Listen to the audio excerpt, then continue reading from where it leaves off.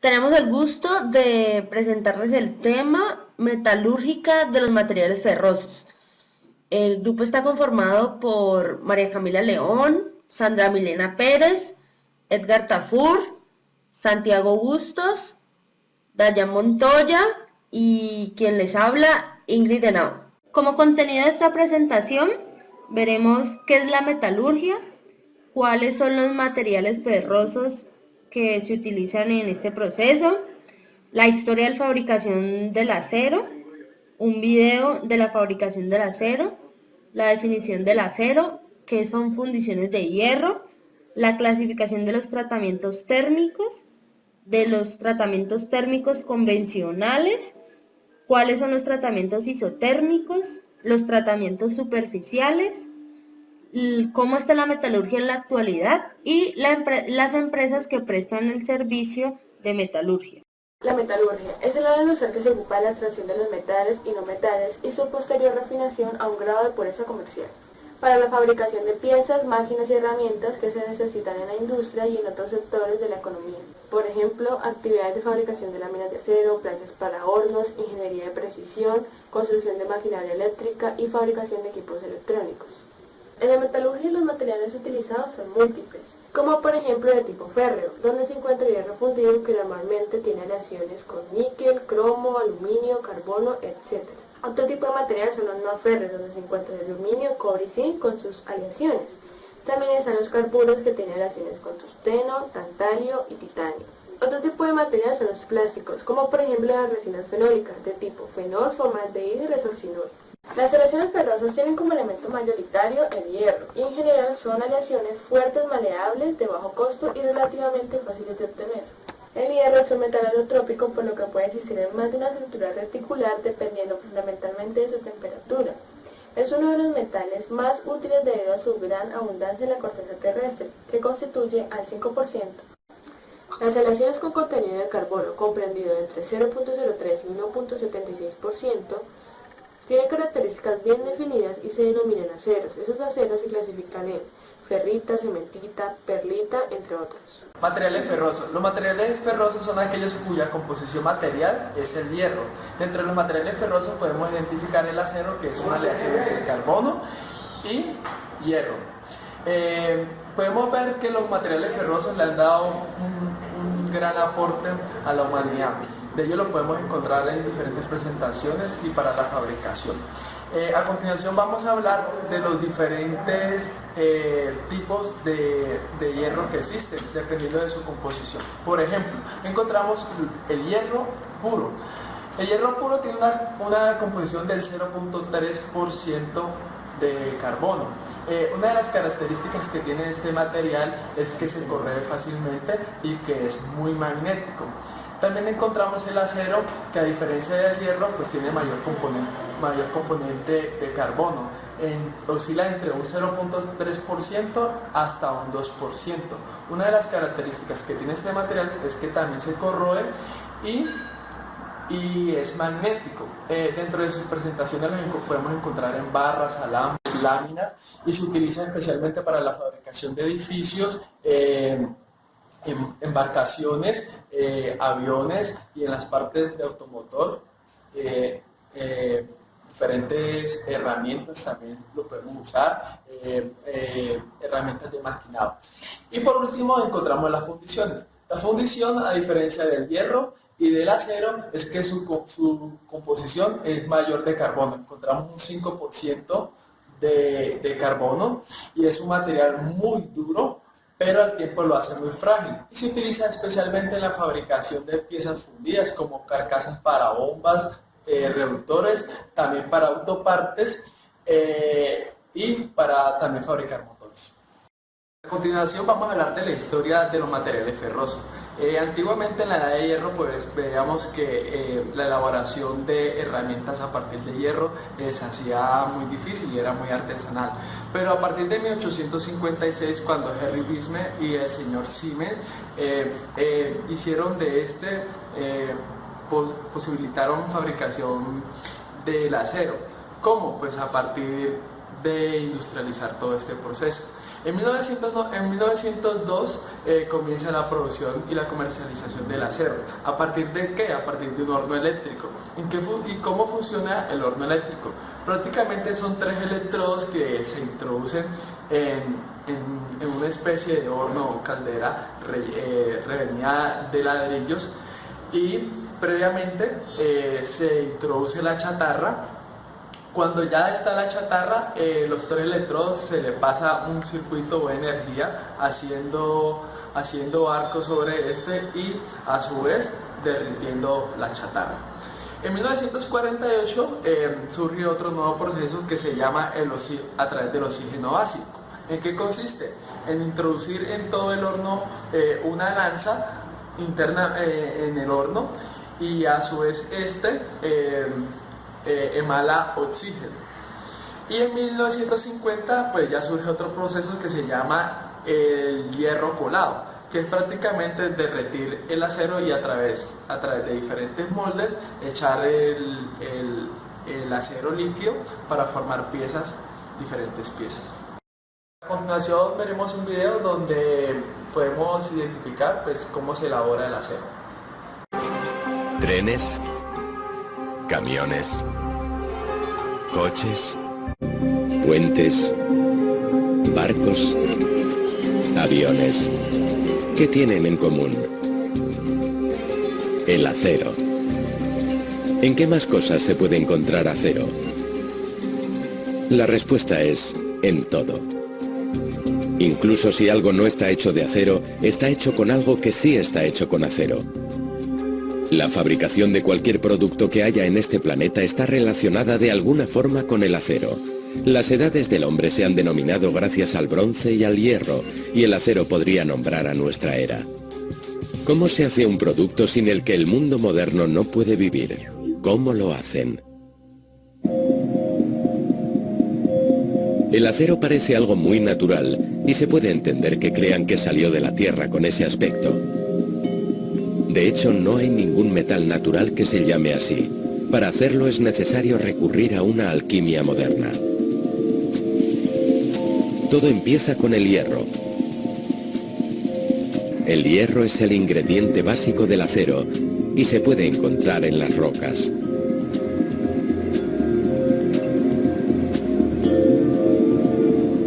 Las rocas, que son muy ricas en mineral de hierro, se pueden encontrar en las profundidades de todo el mundo. Y de allí se llevan a los altos hornos. En la ciudad inglesa de Scunthorpe es necesario recurrir a 4 reinas británicas para convertirlo en acero. Les presentamos a Anne, Mary, Bess y Victoria. Estos son los 4 hornos de los hornos de acero Coros, y aquí es donde la roca pulverizada comienza su proceso de transformación. El mineral de hierro es básicamente óxido de hierro o hierro químicamente unido al oxígeno. El problema es que para conseguir acero hay que deshacerse del oxígeno y separar el hierro de la roca. Para hacerlo hay que fundirlo. El hierro se eleva a la cima de los hornos en unos contenedores que tienen el tamaño de un camión de basura y después lo echan en el horno. A continuación se desprende una gran cantidad de aire caliente. Por eso se llama el horno de explosión.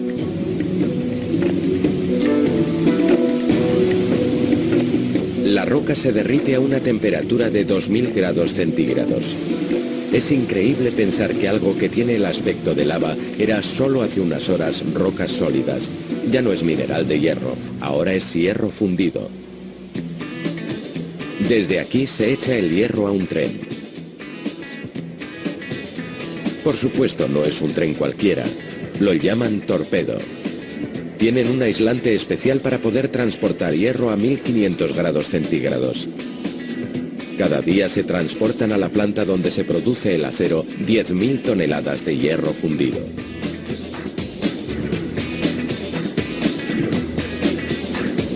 El hierro se vierte en un gran tambor que puede almacenar 350 toneladas de hierro. Parece fuego líquido, pero aunque parezca increíble, en solo 30 minutos este hierro derretido se va a transformar en acero. Solo se necesitan 3 pasos. El primer paso, añadir virutas de metal. Esto ayudará a controlar la temperatura que va a alcanzar. El segundo paso consiste en verter el hierro y añadir el ingrediente secreto, cal. Parece un cóctel, pero se va a parecer más a un volcán. El tercer paso, añadir oxígeno. Parece muy sencillo.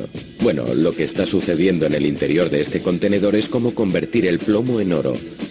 El problema es que en el hierro hay impurezas como carbón que impedirían fabricar un acero de buena calidad. Así que en la mezcla de hierro líquido se introduce un surtidor de oxígeno. Expulsa un chorro de oxígeno puro a una velocidad que es el doble de la velocidad del sonido. Esto hace que el carbón se convierta en gas y que el hierro se convierta en acero. En el momento en que se abre el contenedor se puede apreciar ese momento de alquimia. El hierro se ha transformado en el producto de nuestra era.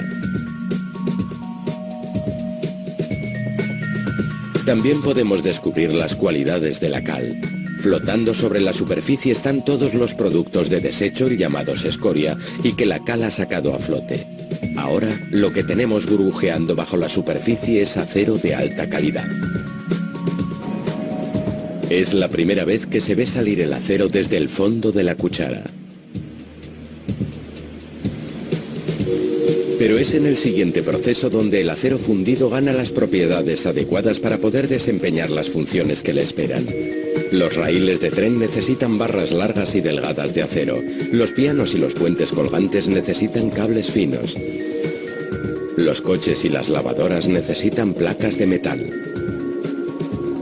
El acero caliente se somete a un proceso de enfriamiento con agua y se introduce a través de rodillos fríos que los rocían con agua.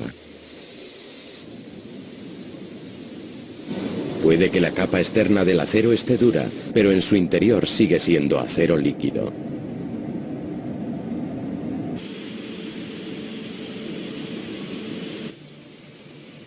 A continuación, el acero se corta con cortadores de gas automáticos. Aunque deje de estar al rojo vivo, tardará varias horas en enfriarse lo suficiente para poder manipularse.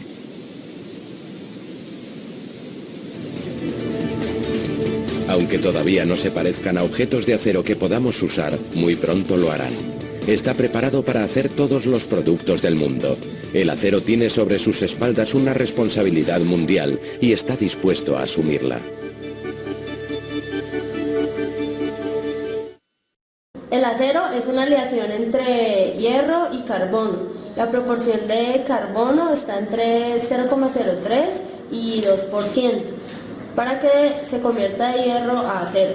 En algunas ocasiones se le añaden otros elementos como manganeso, cromo, níquel y molibdeno para que tenga otras propiedades, pero el principal elemento que contiene es el carbono.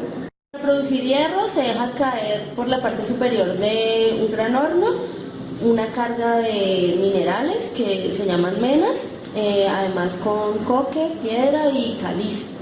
Ese horno hace que pase una corriente de gases calientes a gran velocidad desde la parte baja de la cámara para que se realice una combustión y se haga la reducción de hierro.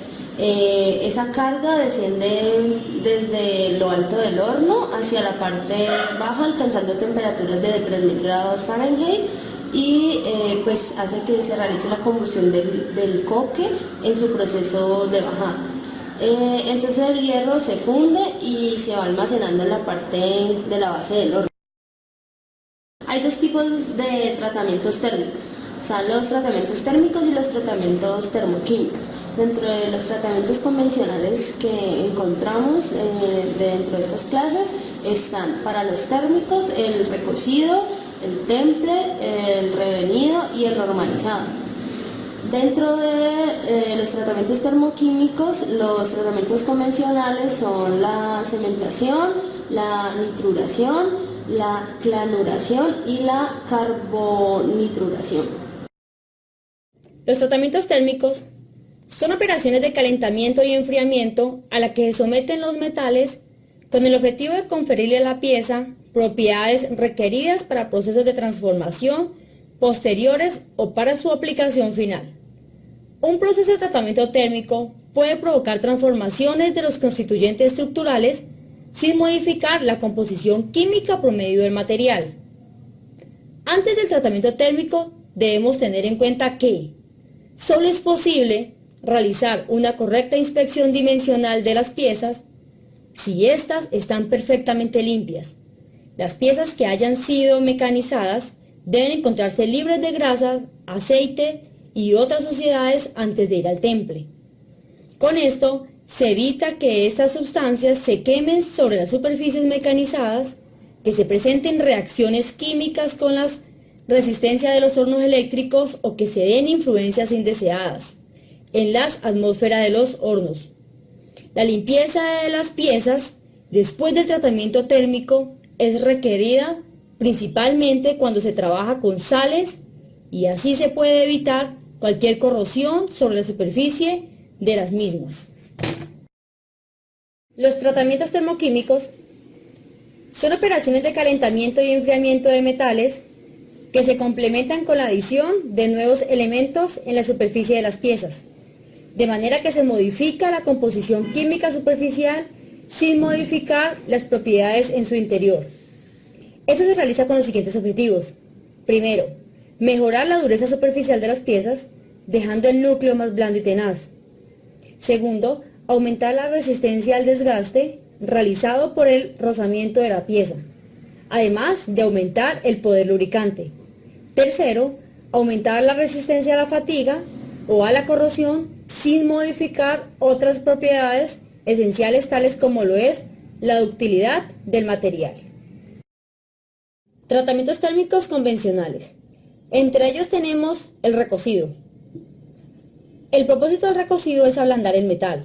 Este proceso es usado como una de las operaciones de tratamientos térmicos preliminares o como un procedimiento de rescate cuando el endurecimiento o ciclo de templado no cumple con los requisitos de especificación.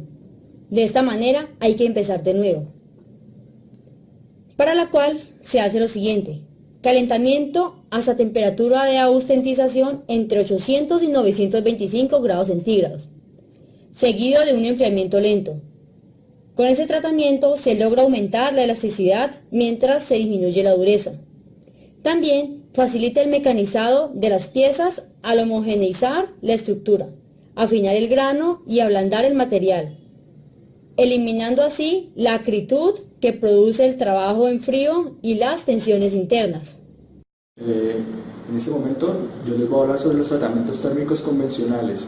Entonces existen varios tratamientos térmicos convencionales, que es el temple, el revenido y el normalizado. Entonces el temple consiste en el calentamiento de un acero a una temperatura ligeramente elevada que la crítica superior, que oscila más o menos entre los 900 o 950 grados Celsius, y se enfría rápidamente, esto con el fin de cambiar las características de alguna pieza. Se enfría en un medio como agua, aceite, y su finalidad, como lo dije, es darle propiedades al material que se le está haciendo este procedimiento llamado temple, que puede ser aumento de dureza o la resistencia. El revenido se aplica a aceros previamente templados, esto para disminuir ligeramente los efectos del temple, conservando parte de la dureza y aumentar la tenacidad. Se eliminan las tensiones creadas en el temple y se mejora la tenacidad, dejando el acero con la dureza o resistencia deseada. El tratamiento térmico convencional es el normalizado. Este tiene por objeto dejar un material en estado normal, es decir, ausencia de tensiones internas y con una distribución uniforme del carbono. Se suele emplear como tratamiento previo al temple y al revenido. Tratamiento isotérmico. ¿Qué es un tratamiento isotérmico? Prácticamente un tratamiento isotérmico consiste en calentar un acero por encima de la temperatura crítica superior, que está más o menos establecida entre 700 a 800 grados centígrados. Luego de esto es que prácticamente llega a lo que es el tratamiento isotérmico, que es llevar la temperatura a una temperatura constante que está entre 600 a 700 grados centígrados. ¿Listo? Esto sucede durante horas para poder que se logre la transformación isotérmica y se llegue a la austenita. ¿Qué es la austenita? Es el constituyente más denso de los aceros y está formado por una solución sólida por inserción de carbono en hierro gama. Las durezas obtenidas durante este proceso son muy bajas y pueden graduarse según la temperatura seleccionada. Tratamientos térmicos superficiales. Prácticamente los tratamientos térmicos superficiales lo que buscan es modificar la superficie de los materiales sin variar su composición química. ¿Qué nos quiere decir esto? Que prácticamente ellos lo que hacen es calentar únicamente la superficie de las piezas por medio de sopletes o de la inducción para después así darle un temple, o sea un molde a la superficie. Los más utilizados es la metalización y el cromado. La metalización prácticamente lo que se encarga es de proyectar un metal fundido pulverizándolo sobre la superficie de otro, con lo que este último adquiere superficialmente las características del primero.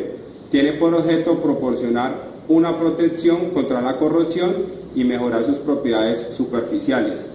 Y el cromado prácticamente lo que tiene es un recubrimiento a la superficie del acero con cromo que lo hacen pues mediante la difusión. Se disminuye su coeficiente de razonamiento y incrementa la dureza superficial. En la actualidad, las empresas metalúrgicas son una pieza fundamental en la economía del mundo, porque están involucradas con los minerales metálicos, altos hornos y trenes de laminación. Las empresas metalúrgicas obtienen distintos tipos de metales y lo que hacen es que los procesan y pueden ser aplicados para un sinfín de usos. Por ejemplo, en la fabricación de láminas de acero, planchas, hornos, maquinaria eléctrica, automóviles, entre otras cosas. Sí, casi todas las cosas que podemos tener a nuestro alrededor han tenido que tener algún tipo de contacto con este tipo de materiales. La producción mundial de acero bruto, según los 65 países que presentaron informes a la Asociación Mundial del Acero, presentó una disminución del 3.1% con relación a octubre del año pasado. 9 asociaciones siderúrgicas en todo el mundo, entre ellas la Asociación Europea de la Siderurgia, están presentando una gran preocupación por los intentos de China para obtener un tratamiento de economía de mercado a partir del año 2016, específicamente en diciembre.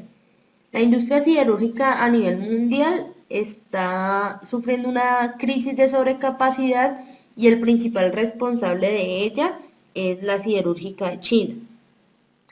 Más o menos se está estimando, según el Comité de Acero de la OCDE, que hoy en día existe una sobrecapacidad de producción de acero en el mundo de casi 700 millones de toneladas. Y la siderúrgica china, que está compuesta principalmente por empresas públicas o sostenidas por poderes públicos, tiene una sobrecapacidad entre 330 y 425 millones de toneladas. Y pues inevitablemente estas cifras van a seguir creciendo en los próximos años debido a la desaceleración de la economía del principal productor y consumidor de acero. Hay 75 líderes de empresas siderúrgicas en todo el mundo que firmaron la Carta de Desarrollo Sostenible 2015 de la industria que anunció la Asociación Mundial del Acero, para demostrar su compromiso con los 7 principios de sostenibilidad de la industria, que principalmente se basan en los compromisos de la industria del acero para mejorar el desempeño social, económico y medioambiental de las organizaciones que son miembros de la Asociación Mundial del Acero. Uno de los principales problemas de los sectores de la ingeniería mecánica, de la manipulación de cargas pesadas, el transporte y de la minería son la abrasión y el desgaste. Entonces, para dar solución pues como a esta problemática, la empresa ArcelorMittal ha lanzado una nueva solución en acero que se llama Armstrong Wear 400. Este acero está diseñado para aplicaciones de la industria pesada que están expuestas a un desgaste intenso, un desgaste pues bastante grande, como volquetas, tolvas, alimentadores, maquinaria agrícola, contenedores de residuos, conductos para transporte de lodos en minas y en general para piezas que tengan contacto con grano, arena, piedra o tierra.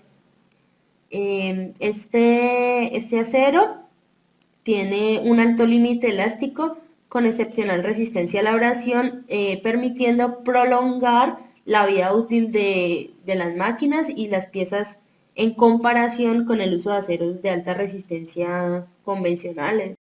Estas son algunas de las empresas que prestan el servicio de metalúrgica en Colombia.